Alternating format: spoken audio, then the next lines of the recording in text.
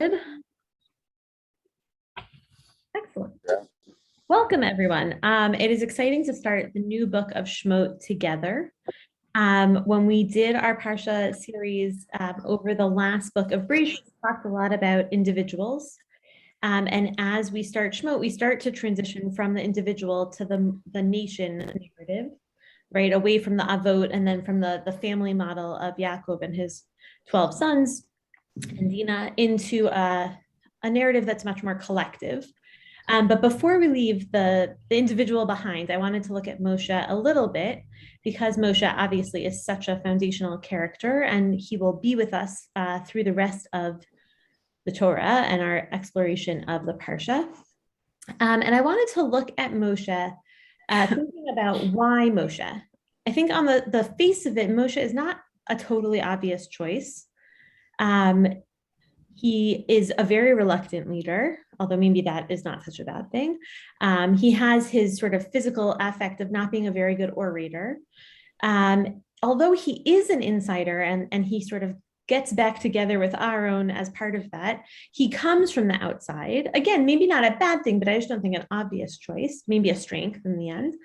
And so I want to think about Moshe a little bit through the prism of like born versus made leaders. To start, and then to think about what specifically about Moshe really pulls him towards leadership. So I'm going to share my screen for anyone who doesn't have it open. Let's see, there we go. And we'll just make it a little bigger. And to start with the midrash that I did share briefly last night, we'll look at it more in depth and think about it a little bit more from a different angle. So the book of Shemot opens, and in Perek Bet, the second chapter, we learn about the birth of Moshe. And on the surface, this is a very impersonal story, right? There are no names yet in the story.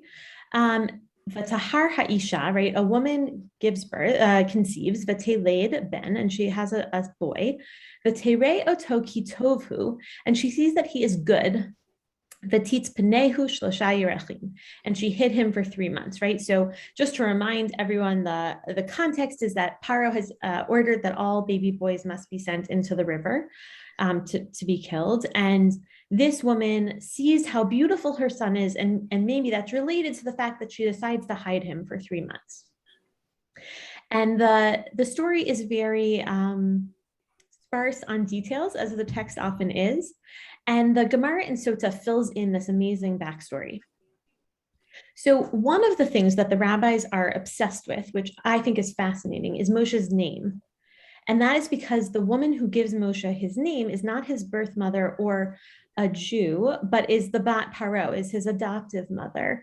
And that, in the way that the Gemara was as a dated document, that really upset the rabbis, that Moshe would go by the name that was like maybe his secular name or given to him by a non-Jew. There's a lot of debate as to whether Bat Paro like has the ability to name someone, especially our leader, Moshe Rabbeinu. And part of that process is struggling to come up with other names that God must have also called him. I do think it is worthy to note that at the end of the day, the rabbis say, God chose to call him Moshe, and that's got to mean something. And so there is sort of like a coming back around to Bat Paro having earned the right to name. Even if she wasn't Jewish, she has this incredible redeeming factor that she saves Moshe and she goes against the face of leadership and all of that. So there's like a little bit of tension around naming. And so they talk about this verse, right? Vatere oto ki tovu. Tanya Rebbe Meir Omer, Tov Shemo. Oh, what does it mean that she saw that he was good or beautiful, as the text is translated in Sefaria? Rabbi Meir says, no, she saw him and he was Tov. That was his name. His name was Tov, which is, I think an interesting name to give someone. It's sort of like hope or patience, right? Like those sort of colonial names, like you give the child the name that you want them to be in the world. Already shows maybe some kinds of like visionary piece to it. Great. Rabbi Yehuda says his name was Tuvia, which is like more of a name. And Rabbi Nechemia says, Omer, Hagun Leneviut, right? That he was fit for prophecy. right? He was good because he was going to be a leader. Indicating sort of that like born into it piece. I'm going to skip the Acherim. I don't think that's really interesting or relevant here. But what do the rabbis say, building on this conversation of how good Moshe is, either in his name or in his being fit for prophecy? The rabbis say this beautiful vision in my mind. They say that B'sha'ah shenolad Moshe, in the hour that Moshe was born, nitmaleh habayit kulo or, his house was filled with light. And that's what it means, Ketiv Hacha, where it says here, Vatayre Oto Kitofu.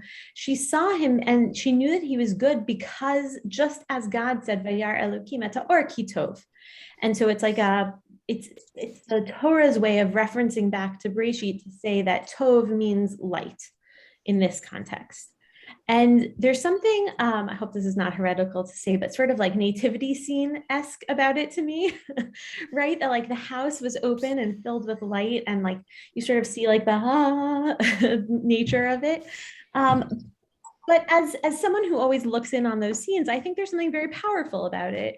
God has chosen Moshe. Moshe has come into the world chosen to be the leader. And in that way, we can never be Moshe Rabbeinu, right? Our hospital rooms or homes were probably not filled with godly light when we were born. Rebecca, looks like you want to say something. I was just gonna say you're okay to embrace that because like already in the Second Temple period they had the nativity scenes for Noach and stuff. So like, yeah, it's ours. We can have it. It's cool. Oh, cool. I like that. So it was ours first. Beautiful. Yeah, I think there's like a relief there, right? We don't have to be like Moshe Rabbeinu. Moshe Rabbeinu was singled out for leadership. And there's also something that's a little bit lacking, right? If we look to our avot's personalities, as we did over the last Sefer, to think about what it means to be a leader, it's a little bit disappointing to know that Moshe is singled out in this way that will not, is not comparable. So I want to shift at this moment. I happen to think this is beautiful. I love the idea that Yocheved, Moshe's mother, and God maybe are sort of partners in like a creation narrative here. I think that that's part of why they pull to the Breshit pasuk. I love this idea that the house was filled with light. There was like some sort of physical like relief felt in the community, right? Everyone like turned towards Moshe's house and said, the person is here. We're going to get out of this hard spot. And I think the hope that's there is really beautiful. But there is this sort of implication of born leadership. So I want to turn, and I referenced this briefly last night, to the story of the burning bush, because I think this is the moment, whether God picked him when he was born, this is the moment where God picks Moshe a little bit more publicly, right? So Moshe was sent down the river and was found by Bat Paro, and Bat Paro takes him into the palace. Moshe grows up there some number of years, right? And then in the interim, Moshe sees a Jew and a Jew fighting, and then a Jew and a non-Jew fighting. And in that second fight, Moshe strikes the Egyptian and kills him, and he runs away, right? And he's gone into the desert. He's found a wife. He's working for his father-in-law Yitro as a shepherd, right? And he's tending the flock and he's wandering in the desert. So that's where we are now. So Moshe's had his first phase of life. Maybe he was being bred in the palace, being taught leadership, maybe not. There's not really a lot known about that. But we have seen that Moshe stands up for the undertrodden at the very least, with the incident between the Mitzri and the Jew. And now we're at the beginning of Perek Gimel. And it tells us, right, Moshe is the shepherd for his father-in-law, and he's driving them into the wilderness. He comes into Horeb, and then all of a sudden, and this is the second pasuk right here, Vayera malach Hashem elav bilabat ish mitoch hasna. An angel of the Lord appeared to him in a blazing fire out of a bush. Vayar, right? And last night I drove that home. I think it's important to drive home today too, right? Moshe looks, and like on the face of the pshat, like of course Moshe looked, there's a burning fire in the middle of the desert. V'hinei hasneh bo'er ba'esh, right? That the sneh is on on fire. V'hasneh enenu uchal. But Moshe also notices that the bush is not being consumed, right? It's not like a typical fire. Vayomer Moshe asurana. I must turn away. Right? I must turn away to look at this beautiful sight. Madua lo yivar hasna, right? He's curious. He wonders. Look at this thing. I have to take a second and I have to look at it. Vayar Hashem kisar lirot. And something about that turning to look is what catches God's attention, even though presumably the bush is there to sort of start this conversation. So God has already chosen Moshe on some level. And God said, right, when God saw that Moshe had turned to look, Vayikra elav, that's when God calls him, Vayikra elav Elokim mitoch hasneh, Vayomer Moshe, Moshe, Vayomer hineni. And so God at that moment calls to him Moshe, Moshe, sort of maybe reminiscent of the Avraham, and then Moshe calls just like Avraham, hineni, here I am. And so this is that moment, the meet and greet between Moshe and God. And it seems to hinge around this burning bush and the fact that Moshe turns to look at the burning bush. And so last night, I spoke a little bit about how seeing is not just about looking at the physical thing in front of you. It's about a curiosity. It's about a desire to understand something. It's about looking for empathy, maybe, seeing with your heart, not just with your eyes or your head. I just lost my place here. But I think that here it's the simple act of looking on some level, which is I think curious, because again, like if I saw a burning bush in the middle of the street, I think I would probably stop to look too. Like I wonder what is unique about it. So I welcome thoughts before we'll look at 3 different possible answers.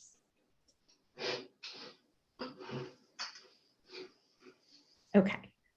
If anyone has thoughts, they're welcome to jump in at any time.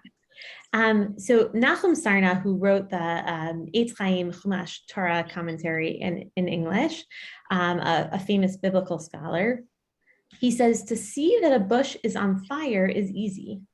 To see that it is not consumed takes time and patience. Right. And I am not a huge expert on fires of any nature. But I think that assuming that is true, that's a very deep comment, right? Like one sentence, but very deep about Moshe's nature. So assuming that if you sort of just glance at something as you walk by it, you can see that it's on fire, right?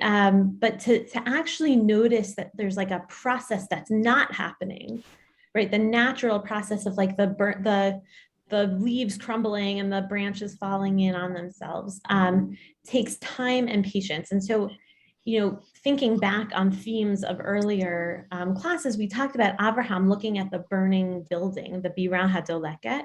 And we also spoke there about sort of taking the time to notice something and looking to see maybe more than meets the eye. And so I think that there, and it looks like Shmulnik is posting a good article about the burning bush that everyone should check out after class, of course. If you read it, do you want to share something? I know you're working. You don't have to come off mute if you don't want to. We'll have to read it later. And so I often think about that, like as you're driving by, like on the way to Michigan, actually, coming from Philadelphia, we were driving down the highway and there was like a truck that was overturned and was on fire. And like everyone else on the highway, we, sort of like looked as we drove by and then we kept going and we heard the ambulances and the fire, fighters behind us. So we knew that we didn't need to do anything, but that's like, it's a very cursory glance. We saw it, but we wouldn't have noticed had anything unusual been happening in that fire. And that time and patience are what indicate that Moshe was a good leader.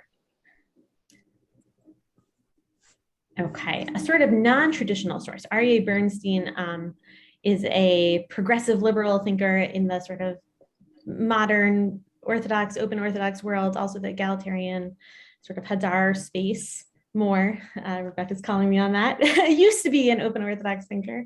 And he wrote for Jew School, which is a really progressive blog. But I think this is such a beautiful thought. So first of all, he starts by calling Moshe a fugitive Moses, which already, right, puts us in like a different space in thinking about Moshe. Moshe is someone who's on the run. He's someone who maybe doesn't have that luxury of time and patience to look at something, right? Like I think about in our own country, those who are here, right, maybe all Bernsteins, definitely. People who might not be here legally, right? They don't have like the luxury to stop and help someone or anything that might call attention to themselves. And yet, even though Moses is a fugitive, he sort of takes this time. So fugitive Moses is tending his sheep when an unusual thing catches his eye. And there was a bush, olive flame, yet the bush was not consumed, right? This is just quoting the Pasuk. Moshe said, I must turn aside to look at this marvelous sight. Why doesn't the bush burn up? Although the reader already knows that this is a sign from God, Moses does not, right? We were given a clue that a malach appeared in the bush. But for Moshe, again, I'm not an expert at deserts or fires, but perhaps this was just sort of a normal sight, right? Moses does not know this is a sign from God. He just thinks that it's interesting. We see unusual things all the time, but how often do we pay attention to them? More often we ignore them, explain them away, or feel too busy tending our sheep to investigate.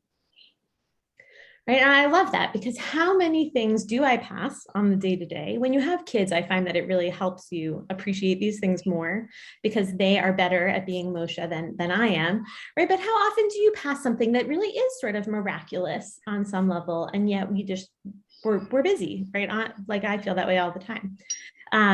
So Aryeh Bernstein says, had Moses not been driven by a need to understand, he would never have had the chance to hear God's voice, right? Had Moshe not been driven by a need to understand, he never would have had the chance to hear God's voice. But like another sentence just packed with so much in it. Right? It's not necessarily about the patience to view the thing, right? As Nachum Sarna suggests, it's about the need to understand something, the curiosity that drives the way, and that opens the door for us to be able to find God's voice, to hear it. Oh, that's so cool, Kathy. Kathy is saying that Aryeh was here in the Ominion. Like he came as a scholar in residence, or he was a Michigan student. Oh, he has such good yichus. I didn't even know. How cool. He's a brilliant guy. I knew him a little bit when we lived in New York. Very cool. He has good roots.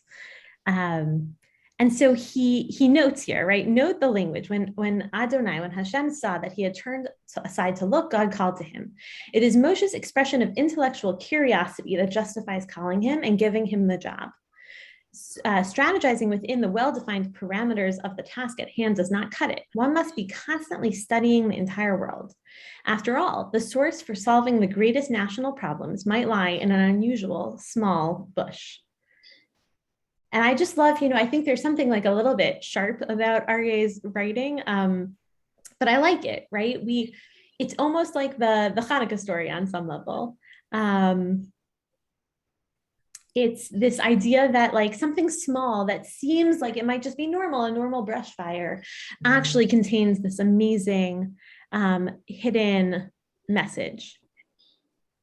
And that is cultivating that curiosity, right? So cultivating patience is one strategy to channeling Moshe's powers.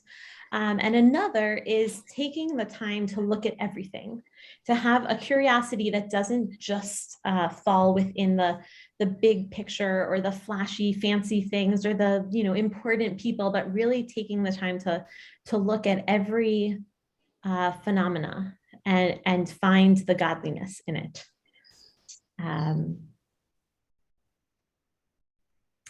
Shmulik is saying his article is about maybe finding the location of where the burning bush was, which is such a fascinating idea. That's cool. Everyone should check out that article for sure. Okay, and then thinking about this last exploration, a much more traditional source than the first two, looking back to Shemot Rabbah, one of our oldest midrashic collections, Rabbi Shimon ben Lakish talks about another piece to this. So he says, Amar hafach panav v'hibit. He turns his face and looked. Shneimar vayar Hashem kisar lirot, right? That pasuk that we just saw. Kevan shehibit bo hakadosh baruch hu amar na'ez ze lirot et Yisrael. This is the one who is fit to lead Israel because God saw that Moshe looked at him, looked at God. And so Rabbi Yitzchak asks, presumably Rabbi Shimon ben Lakish, she says, Mahu kisar lirot. What does it mean to turn and look? Amar HaKadosh Baruch Hu sar v'za'if hu zeh lirot b'tza'aran shel Yisrael b'Mitzrayim. He turned and he was outraged when he saw the suffering of the Israelites in Egypt. That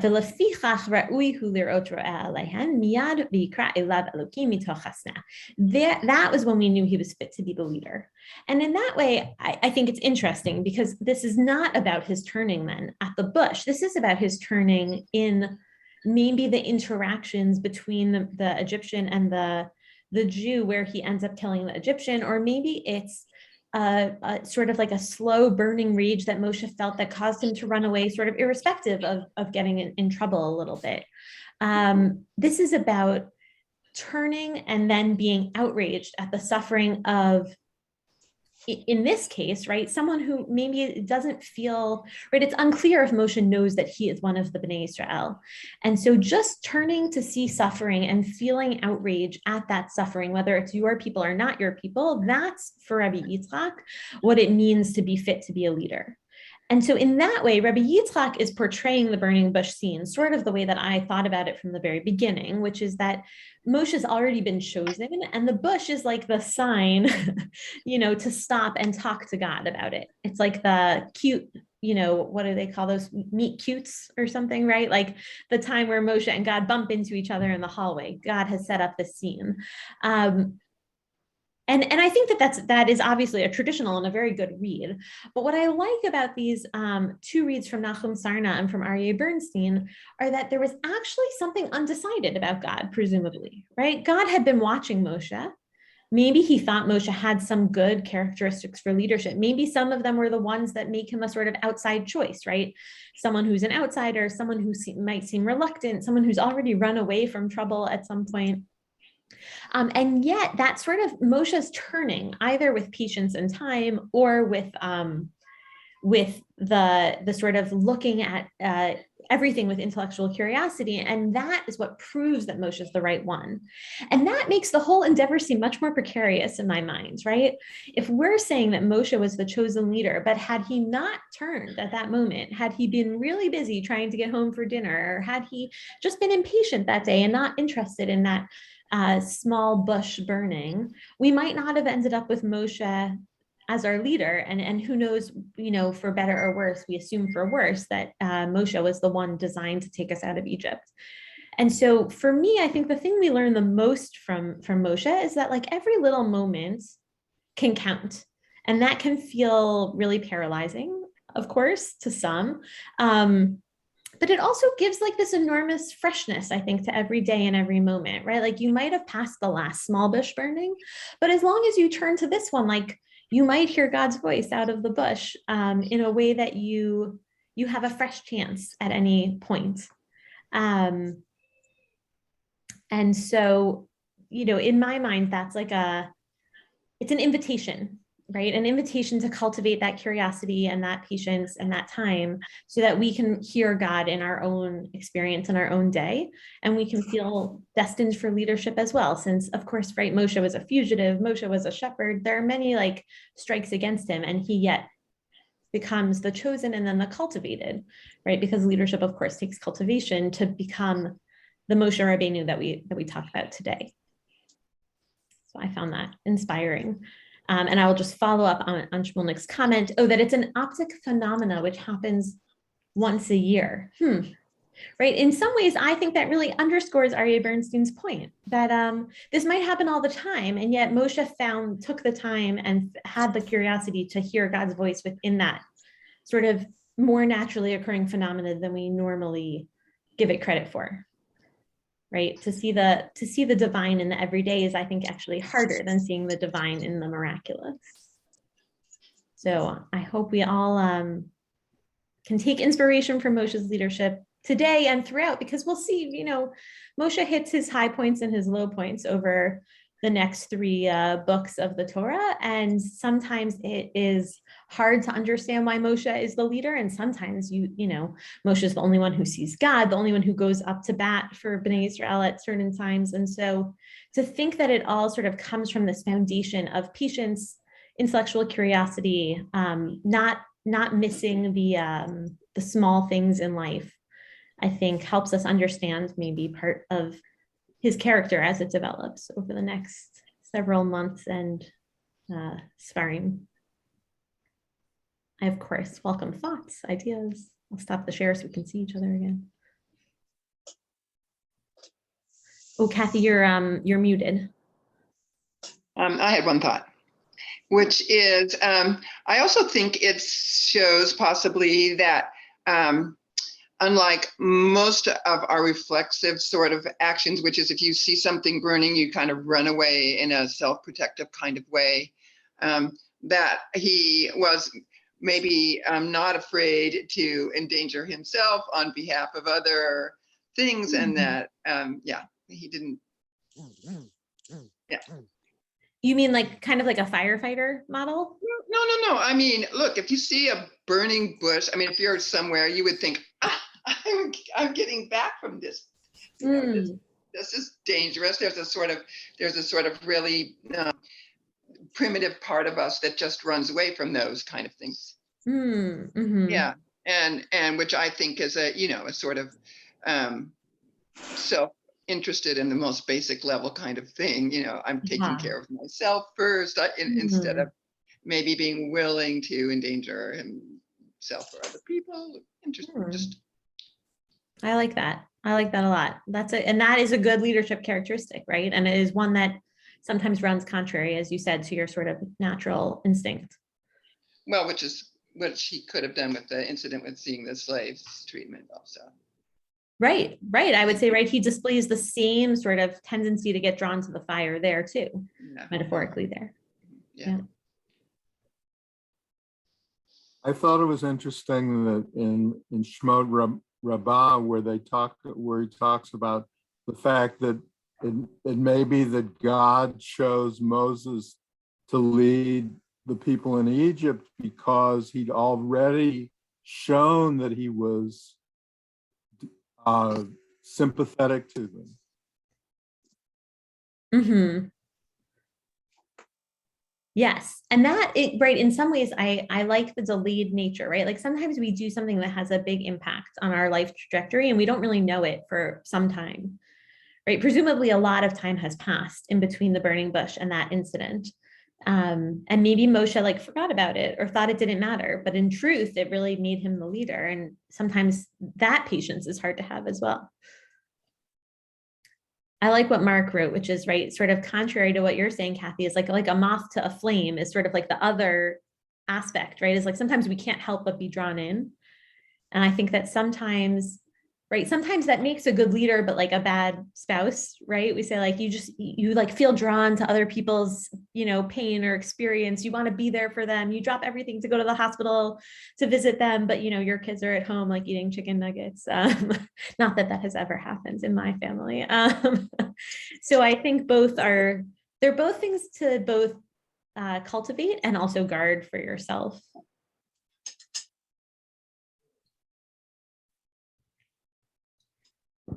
Yeah, definitely. I'll have to click on that link later, Mark. Yeah, I think Moshe is a really complicated in the ways that some of the avot that we look at, they just don't have as much time to develop their nuance and characteristics. And so it's interesting to follow him and see what happens at the very beginning. Excellent. Thank you. Whoa, we ended right on time, 30 minutes to the minute. Next month, with the exception of one Wednesday, we'll do Parsha on Wednesdays, and everyone's welcome to join for as many as they desire, 12:30 to 1. It will probably be very standalone, not like building on one theme. So you could drop in and out however you want. I hope everyone has Just a wanted- nice Shabbat and goes to shul on time. I just wanted to show everybody where I am on Independence Hall.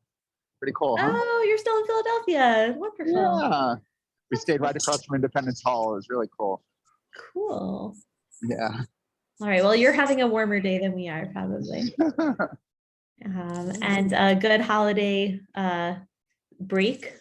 Not our holiday, but the break of this time of year. A good winter break. I won't see anyone on Shabbat this week, but I hope to see everyone soon.